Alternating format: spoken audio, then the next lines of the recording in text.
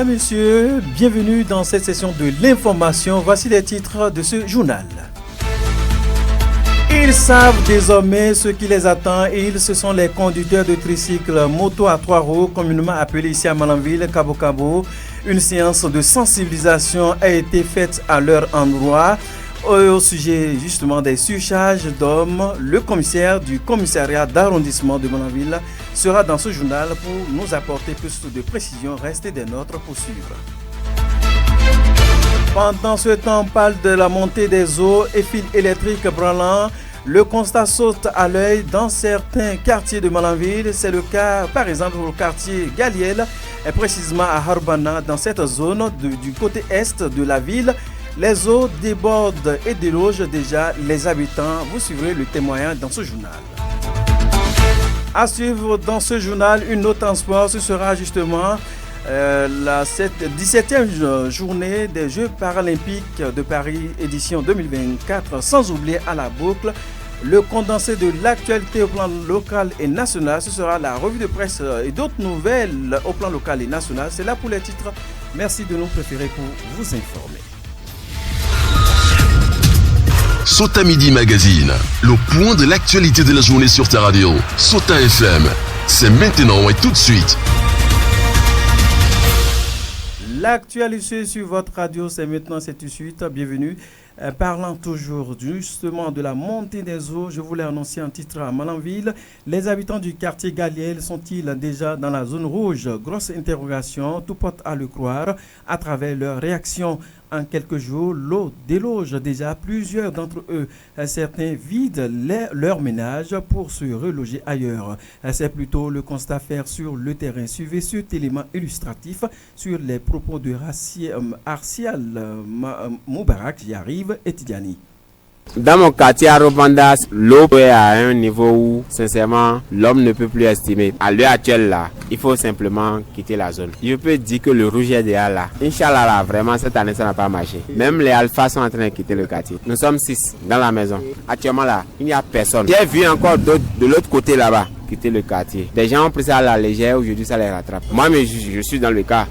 L'eau, ça ne fait qu'augmenter depuis 5 jours. Ça commence pas à faire même des dégâts. La manière dont l'eau rentre la nuit, comme la journée, ça rentre avec la force. Si ça continue comme ça, d'ici 3 jours, je sais que toute la Robin va quitter. Dans notre maison, il n'y a personne. Tout le monde a déjà quitté.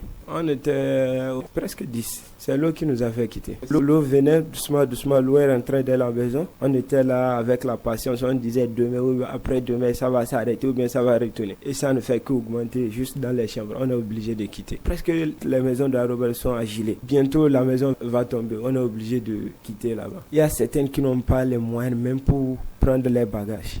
Dans 3 jours, vraiment, l'eau a envahi beaucoup de personnes dans le quartier qui se sont déménagées. D'autres ne savent même pas où aller. Parce que sans les moyens de logement, vraiment, l'on ne peut pas aller rester dans une maison d'autrui comme ça. C'est ce qu'on ne pensait même pas. On se disait que cette année, il n'y a pas de l'eau. Cette année, vraiment, il n'y a pas l'envahissement. Mais à une grande surprise, dans 3 jours, on voit que vraiment, c'est catastrophe. Bientôt, la rentrée va commencer. Les citoyens du quartier Harubana ont profité du canal de la radio Sota FM pour lancer un appel aux autorités ainsi qu'à ceux qui sont encore dans le quartier malgré l'évolution des eaux. On les écoute. L'appel que j'ai à lancer, c'est de demander aux autorités de faire quelque chose pour le quartier Arobanda. Le quartier est là et chaque année c'est inondé. Je vais demander à ceux qui sont actuellement dans le quartier Arobanda là de se trouver d'abord quelque part où rester quelque temps. Et s'il y a possibilité de retourner, ils vont y retourner. Je vais demander à ceux qui sont les propriétaires de ces compteurs électriques de bien vouloir prendre les dispositions pour que ceux qui chaque jour font le trajet aller-retour ne soient pas électrocutés. Le marigot est rempli de sable. Lorsque le marigot n'était pas rempli de sable, l'eau venait à Robin, mais ça ne fait pas quitter tout le monde. Ça fait presque 25 ans les gens sont dedans comme ça. Nos autorités qui sont à Malanville, c'est eux qui devaient nous trouver une solution avant que ceux qui sont en haut trouvent des solutions. Parce que c'est eux qui sont sur le terrain, ils voient tout ce qui se passe. On nous amène seulement les maïs 2 kilos. Qu'est-ce que maïs 2 kilos va faire? Nous, ce qu'on veut actuellement là, c'est de trouver une solution pour creuser les marigots là. Lorsque l'eau va venir là, l'eau va rester dans les marigots. Ça ne va pas essayer de venir dans le quartier. qu'est-ce que les autorités attendent de nous pour pouvoir nous aider. C'est pas la première fois que l'eau vient nous envahir, on parle, il y a d'autres autorités qui nous disent on reste dedans, pourquoi on reste dedans? Si tu n'as pas des moyens pour aller faire logement, tu n'as pas les moyens pour aller acheter des carrés hors de Harobanda, comment l'homme peut aller rester en train de louer? On souhaite à ce que les autorités entendent ce que nous sommes en train de leur dire. On a besoin d'aide, vraiment. Ils sont là pour nous et nous aussi nous sommes là pour eux. Donc la main dans la main. Mesdames, Messieurs, on reste dans cette même dynamique, montée des eaux et fils électriques branlants. Le constat saute à l'œil dans certains quartiers de Malanville. C'est le cas par exemple au quartier Galiel, précisément à Harobanda. Dans cette zone du côté est de la ville, les eaux délogent déjà les habitants. Il s'observe depuis quelques jours à une montée progressive des eaux avec les risques d'électrocution. Des fils électriques sont à portée de main ou même sur les poteaux électriques de fortune qui traînent à peine même le sol. Une situation qui constitue un danger pour toutes les populations. Suivez pour plus de précision le témoignage d'Elhadj Agro. Ce matin, que je me suis approché pour aller voir le surmontage d'eau. Vraiment, l'eau a surmonté plus que hier. À travers maintenant les pirogues qui amènent la population de Harobanda vers leur domicile et ceux qui doivent sortir. Il y a les fils électriques qui ont passé de Galiel pour Harobanda qui traînent dans l'eau. Nombreux sont des fils électriques dont la population de Harobanda n'a pas disjoncté. Alors c'est très grave pour la vie humaine. En contact avec l'eau et les fils. Donc il ne faudrait pas qu'on commence par enregistrer des pertes humaines sur l'eau et la commune va se dépêcher pour venir en revoir ce qui n'est même pas bon à voir. Ce qui a eu lieu de faire, c'est pour en même temps saisir le directeur de la SBE. Il vient les disjoncter et il emporte le disjoncteur. Parce que certains sont trop têtus, même dans la nuit encore, ils vont encore brancher le disjoncteur. En attendant qu'il soit régularisé. Le citoyen rencontré profite par ce canal pour prodiguer un conseil aux populations du quartier Galiel et Harobanda ainsi qu'aux responsables de la société béninoise d'énergie électrique. Il se veut plus précis, on l'écoute. Ces fils-là doivent être tirés de l'eau et rangés complètement ailleurs. En attendant que l'eau finisse de starir, c'est la population de Harobanda qui doit s'en charger à replier leurs fils à l'immédiat parce que c'est un grand cours d'eau. Une fois que le directeur de la SBE vient, lui, il retire le disjoncteur. Ça veut dire que le danger mortel n'est plus à là. Donc, ils n'ont qu'à ranger leurs fils pour que les bandits n'aillent pas découper leurs fils au beau milieu de la nuit pour aller s'en servir. Mesdames et messieurs, nous restons toujours au plan local. Malgré l'interdiction du transport des personnes par les tricycles depuis 2022 par les autorités, il n'est pas rare d'en croiser en circulation chargée de personnes et de marchandises ici à Malanville. Malheureusement, cette manière de faire n'est pas sans conséquence. Les tricycles sont donc à cause de la majorité des cas d'accidents graves enregistrés dans la commune de Malanville. Quelques citoyens déplorent cette situation et se sont prononcés au micro de la radio Sota FM. On les écoute au micro de Fadel Nawa. Le tricycle là, c'est de moyen de transport pour les gens de Malanville. Ça transporte des bagages et ça transporte des êtres humains et des hommes. Mais normalement, un tricycle ne doit pas transporter des êtres humains parce que chaque fois que ça se renverse, c'est rien que des morts que ça cause. Là, j'ai appris que la police a interdit que ça transporte des hommes. Mais finalement, après quelques temps, j'ai constaté que toujours ça continue. Ça veut dire que l'autorité ne s'impose pas. Moi, j'ai déjà perdu un neveu dans un accident de tricycle. Le tricycle s'est renversé et lui-même, il était mort sur le champ. La solution est là et la police n'a qu'à s'imposer. La solution, c'est avec les autorités. À propos de la circulation des tricycles à Malanville, on peut constater que la population utilise cet engin de déplacement pour déplacer des personnes ou soit des effets. Mais l'utilisation de ce engin de déplacement peut causer beaucoup de choses, comme des accidents. Comme solution, dans les différents coins de la rue, nous devons avoir des agents pour veiller au déplacement des personnes à travers cet engin appelé tricycle. La circulation des tricycles à Malanville, la première des choses est qu'il n'y a pas assez d'ordre. Puis la majorité des gens qui conduisent les tricycles, ce sont les enfants. Donc avec leur vitesse et autres là, bon, ça n'arrange pas trop la population. Des fois, on voit les tricycles qui chargent des personnes. Or, tricycle est fait pour les bagarres en temps normal. Mais ils ont pris comme autre moyen de déplacement pour les êtres humains.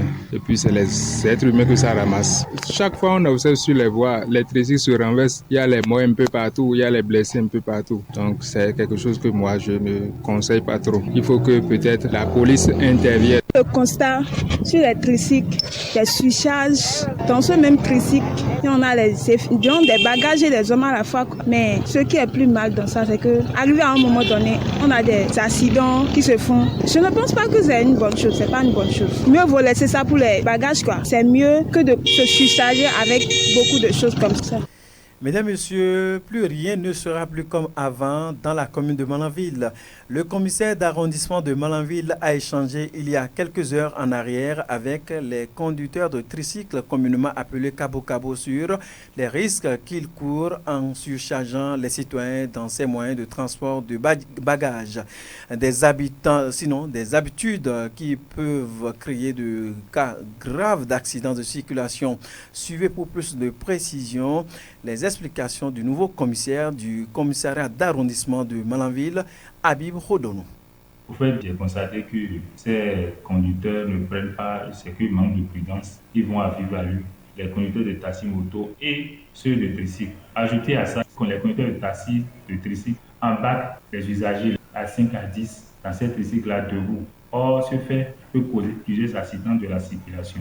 Donc, c'est dans ce cadre que je suis allé là-bas les sensibiliser, les amener à comprendre la gravité de l'acte qu'ils posent et d'abord leur demander de ne plus entasser des gens comme ça dans les tricycles. Nous sommes convaincus de ce qu'on ne doit plus mettre des gens dans les tricycles. Les tricycles sont faits pour prendre des bagages. Après cette phase de sensibilisation va suivre l'étape de la répression qui sera une lutte implacable dans le rang de ces derniers les tout prochains jours. C'est pourquoi le commissaire du commissariat d'arrondissement de Malanville invite les concernés à abandonner cette mauvaise pratique et cette manière de faire. Par ailleurs, il saisit ce canal pour inviter tout de même les Malanvillois à coopérer avec la police républicaine et à dénoncer à tout prix tout comportement douteux. Je vous invite à suivre de nouveau Habib Rodonou, il est commissaire du commissariat d'arrondissement de Malanville. La prochaine étape, c'est l'étape de la répression. Répression en ce sens que si on interpelle quelqu'un, au lieu de prendre son tricycle pour ramasser des gens, il ramasse des usagers qui sont debout ou assis sur la barre de fer, on va le faire valiser, c'est-à-dire quoi? Et on prend le tricycle, il ira payer au trésor, il ira payer la fourrière et la pénalité au trésor avant de prendre sa moto. Je demande à la population de ne plus rentrer dans ces tricycles, de prendre plutôt semi-gants, comme il est appelé Cabo-Cabo, les motos à 2 roues, non, les tricycles. De ne plus rentrer dans ces tricycles. Les tricycles sont faits pour garder les bagages et non de prendre des ordres. La sécurité, c'est l'affaire de tout le monde, ce n'est pas l'affaire seulement du commissaire. Et je demande à la population de m'informer sur tous leurs problèmes de sécurité. S'ils ont des informations à me porter, je suis au 95 99 74 65. Je suis ouvert à tout débat, à tout entretien, à tout faire de sécurité qui va dans le sens du bien vivre en commun. Mesdames et Messieurs, à l'instant, Habib Rodonou, il est le tout nouveau commissaire du commissariat d'arrondissement de la commune de Malanville. Nous observons juste une courte pause et c'est la pause qui s'impose. Sota Info Midi, le point de l'actualité sur ta radio. Autre nouvelle dans ce journal, et c'est donc la dernière ligne droite de cette session de l'information, autrefois pratiquée par les jeunes passionnés de football. Les paris foot sportifs sont devenus le quotidien de plusieurs citoyens béninois. Apparemment enseignants, commerçants et même parfois femmes au foyer s'adonnent à cette pratique de paris foot ou sportif. À sur place ici à Malanville, le constat est le même et selon plusieurs joueurs rencontrés, les raisons sont multiples. Suivez le témoignage de quelques-uns. Je gagne l'argent des bêtes là que même si mes parents me donnent pas l'argent, je sais comment me débrouiller à l'école avec une bête là. Je mise le matin, déjà à midi, je vais faire mon retrait et prendre mon argent. Au lieu d'aller apprendre, je passe tout mon temps avec le téléphone et je n'ai pas souvent de meilleures notes. Je ne révise pas régulièrement mes cours à cause de l'application Insbet. Pour dire vrai, OneXBet nous dépanne en ce sens où Tu paries sur un seul match ou peut-être dans la journée, tu gagnes 10 000 francs, 20 000 francs dans la journée. Mais c'est déjà largement suffisant pour un jeune. Tu vois ton ami aide là-dedans, il gagne une fois. Il faut emboîter aussi le pas. Donc ça pousse beaucoup de jeunes à s'adonner à OneXBet. Ça les rapporte de l'argent. À propos de OneXBet, sincèrement, c'est un jeu très intéressant. Et aujourd'hui, nous les jeunes, non, on aime ça. Je suis trop fan de ça. Mais le problème est que OneXBet, si tu n'es pas intelligent, tu commences, tu vas devenir accro à ça. Et bon, tu ne peux plus rien faire. Tu trouves 50 francs, 100 francs, 1000 francs, tu iras mettre ça dedans. Ces jeux de paris ne sont pas sans conséquences pour les jeunes et surtout pour les apprenants. Une fois le goût pris, ils peuvent délaisser le cahier et développer l'appareil. Ça, c'est ce que nous explique ici un jeune malanvillois ayant requis l'anonymat. Concernant les élèves qui s'adonnent à cette pratique, c'est très très dangereux parce que pour un élève déjà qui se donne à ça, je crois bien que c'est la paresse qui s'installe. Il ne va plus prendre trop ses cours au sérieux, les cours seront banalisés de deux. Il va croire que la vie est tellement facile qu'avec OneXBet, il pourra réaliser de grandes choses. Or, OneXBet, c'est un jeu de paris où on peut gagner et on peut perdre. Il va tourner en rond tout au long de sa vie. Passer tout son temps à croire qu'il va devenir millionnaire sur OneXBet. Je ne pense pas que je peux doiter quelqu'un qui l'a fait à Malanville, qui est devenu riche avec OneXBet. Mais je peux doiter quelqu'un qui, en comptant sur lui-même et ses propres facultés, est devenu quelqu'un à Malanville. La situation des paris sportifs devient donc de plus en plus alarmante et il faut que les jeunes se concentrent justement du peu qu'ils ont et arrêtent justement de rêver des millions dans un jeu virtuel. Je vous invite à suivre les explications de Asogba Jacques qui lance un appel que voici. Moi-même, je suis dans OneXBet et je joue toujours, mais le problème qui est là, moi, je ne suis pas fan à ça. Mais il y a d'autres, même s'ils trouvent 25 francs, 1 franc, il y a d'autres qui ne mangent même pas ça, espérant gagner 1 million, 2 millions. Or, ce n'est pas ça. Celui qui a créé le jeu, lui-même, il veut gagner. C'est ce que les gens ne savent pas. Sinon, OneXBet, c'est un jeu que beaucoup de personnes jouent. Surtout les jeunes d'aujourd'hui. Que moi, j'ai dit à nos jeunes de laisser ce jeu-là parce que je pense que c'est pas un bon truc. C'est mieux de souffrir, soit même trouver son argent, travailler. Mais se concentrer sur OneXBet, c'est oublier sa vie, au fait. Oublier ses objectifs. Parce que quelqu'un qui est sur OneXBet, qui est accro à OneXBet, je ne suis pas sûr qu'il peut réaliser quelque chose. Je ne suis même pas sûr si celui-là pense à son avenir. C'est vrai, des fois on gagne, mais à cause de ça, les jeunes n'arrivent plus à rien faire. Et quoi que bon, c'est que c'est l'argent fatal, quoi. L'argent facile. Et avec ça, sincèrement, on ne peut pas évoluer.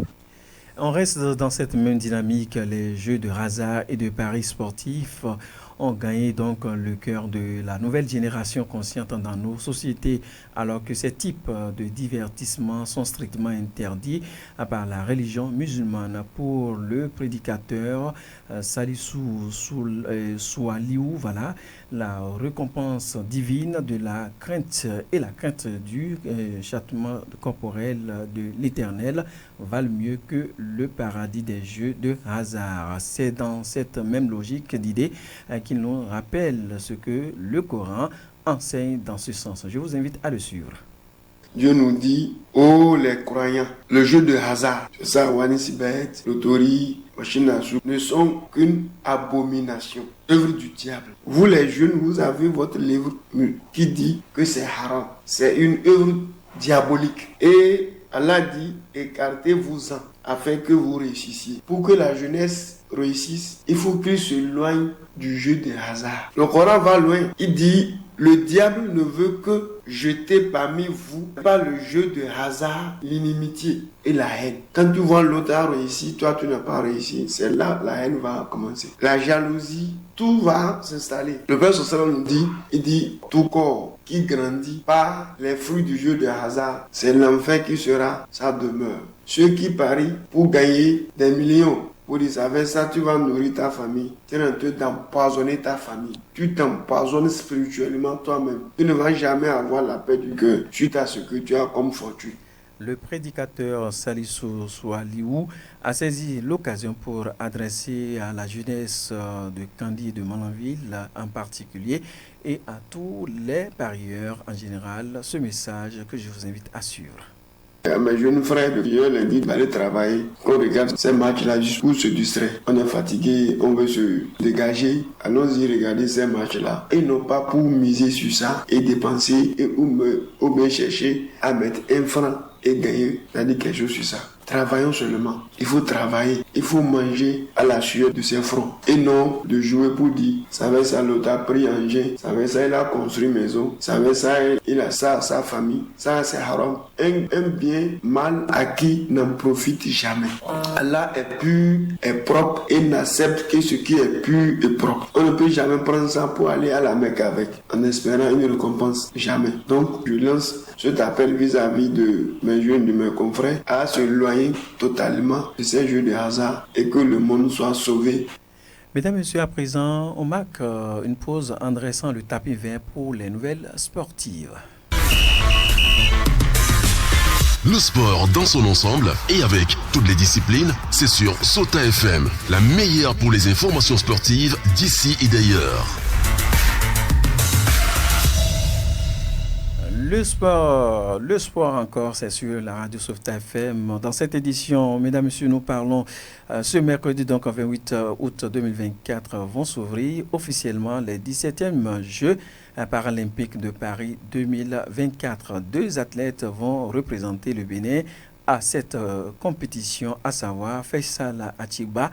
Il sera aux 100 mètres et 200 mètres. Nous aurons, en ce qui concerne le lancer de poids, Mariana Hondolawi. Derrière cette actualité, parlons donc de l'adversaire du Bénin. Le Nigeria dévoile donc son commando pour septembre 2024. Dans ce sens, à l'image de la plupart des sélections africaines, le Nigeria se prépare pour pour les débuts des éliminatoires de la CAN 2025 en septembre 2024. Sous la direction de leur nouvel entraîneur, Labadia, les Super Eagles ont dévoilé une équipe de 23 joueurs pour affronter le Bénin et le Rwanda. Nommé récemment à la tête de l'équipe nationale, Labadia a 12 jours pour préparer ses joueurs. Le premier test pour l'Allemagne sera le match contre les Guépards du Bénin, prévu pour le 7 septembre au stade Godwill Akpobia à Youaï. Il faut préciser que le Nigeria pourra compter sur un quatuor de retour après les absences pour blessure. Le capitaine William Ekong, l'ailier Olugbayi Ani et les attaquants vedettes Victor Jaledi et Tayubo. Les talents clés comme Samuel Alès et Moss sinon seront aussi de la partie. De cette actualité, parlons du sport, cette fois-ci du sport du football au plus haut niveau, et nous parlons de la Liga. Plusieurs rencontres sont prévues aujourd'hui à partir de 18h. Vous aurez déjà à 18h cette rencontre Atlético qui va rencontrer Valencia. Ce sera justement c'est à 18h. Et puis Real Valladolid, ce sera va croiser les crampons contre les Ghanais. Et Real Sociedad croisera les crampons contre Deportivo Alavés. Voilà, j'y arrive. C'est juste après cette actualité sportive que nous installons confortablement dans ce studio. Lukman Rodio, ce sera la revue de presse nationale. Suivez la revue de presse sur Sota FM. Amis de la plume et du papier, mesdames, messieurs, bonjour. Dans l'actualité ce mercredi, un peu maigre, des sujets sont abordés pêle-mêle par les confrères. Démarrons avec la polémique liée à la délivrance des diplômes universitaires. Il y a du faux au Bénin. Le Soleil Bénin-Info rapporte que 22 500 faux diplômes universitaires ont été délivrés aux Nigérians par le Bénin et aussi le Togo. Depuis des années, des centaines d'étudiants nigérians prennent d'assaut les universités du Bénin, constate le journal qui suppute qu'en effet, c'est pour avoir finalement de faux diplômes délivrés notamment par des universités privées. Et plus de 22 500 Nigérians ont obtenu de faux diplômes au Togo et au Bénin, a révélé selon le journal le ministre nigérian de l'Éducation le 25 août dernier. Et donc, délivrance de faux diplômes universitaires à des Nigérians. Le Nigeria épingle le Bénin et le Togo, titre en manchette le journal. Alors désormais, informe le matinal, le gouvernement nigérian reconnaît 5 universités accréditées au Bénin et 3 au Togo pour proposer des programmes qui rendent les étudiants nigérians diplômés. Cette décision, précise le matinal, a été prise dans l'optique de mettre un terme à la délivrance de diplômes falsifiés au Bénin et au Togo. Pour le journal Bénin Intelligent, c'est un grand ménage nigérian au Bénin et au Togo. Et parlant de Bénin-Togo ainsi dans la suite, le télégramme revient sur le dossier Frère Ouvi. Le quotidien attaque le communiqué du procureur togolais et s'interroge si le procureur de Lomé a oublié de clarifier si Steve Amousso est le chroniqueur Frère Ouvi. Où détient-il une carte de réfugié au Togo, se demande le journal. Mais sous talon, Matin Libre constate une difficile relation du Bénin avec les pays voisins. Après le Nigeria, le Niger, le Burkina Faso, c'est au tour du voisin togolais de sortir des crocs contre le Bénin, pourtant attaché autrefois aux relations de bon voisinage, souligne Matin Libre qui estime qu'une fois encore, le Bénin s'illustre négativement pour une nouvelle fois à l'étranger. Cette politique du Bénin contre tous ne reste pas sans préjudice aux Béninois, redoute mon confrère qui termine que ça inquiète plus d'un. Sans commentaire dans le reste, Talon est de retour à Cotonou. L'information est rapportée par le matinal. Après quelques semaines de vacances en France, renseigne le journal, le président de la République est rentré. Son retour à Cotonou marque la reprise des activités gouvernementales avec la rentrée prévue pour le lundi 2 septembre prochain, indique le journal qui complète que certains ministres sont également de retour. Et en autre sport pour finir, le télégramme parle des préliminaires des compétitions interclubs. La CAF retire le stade général Mathieu Kérékou de la liste des pelouses préapprouvées, informe le journal. Décidément, rien ne va, soupire le quotidien qui estime qu'alors qu'on croyait qu'avec les matchs joués ce week-end par Coton FC et Dadia FC à Cotonou, que le stade est enfin conforme aux exigences de la CAF, mais ce n'est pas le cas. La Confédération africaine de football a officiellement retiré lundi 26 août 2024 le stade général Mathieu Kérékou de la liste des stades préapprouvés, fait savoir le télégramme qui déduit que Dadia FC qui s'est qualifié pour le second tour devra trouver un autre terrain pour affronter RS Berkane. Les autres commentaires à lire dans les colonnes du journal. Quant à nous, mesdames et messieurs, on s'arrête ici dans l'espoir de nous retrouver demain pour un autre rendez-vous. Fin de cette revue.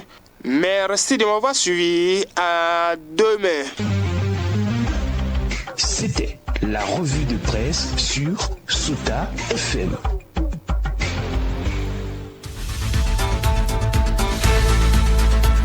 Et bien voilà, ce sera tout pour cette session de l'information. C'est avec Lokman Routio que nous refermons ce journal. Merci de l'avoir suivi. Collaboration technique, on retrouve Moudjaïdou Oruyo. À l'édition, il a pour nom David Labo. À la présentation depuis les studios A pour cette édition, Bruno Gacli, c'est mon nom. Merci à toute l'équipe de la rédaction de Sota FM pour la réalisation de cette demi-heure d'information. D'ici là, portez-vous bien. Que Dieu vous garde. C'était Sota Midi Magazine, le rendez-vous informatif de la mi-journée sur Sota FM, la radio de l'espoir. Merci pour votre fidélité.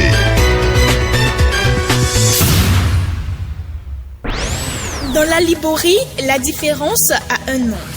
Sota FM, la radio de l'espoir.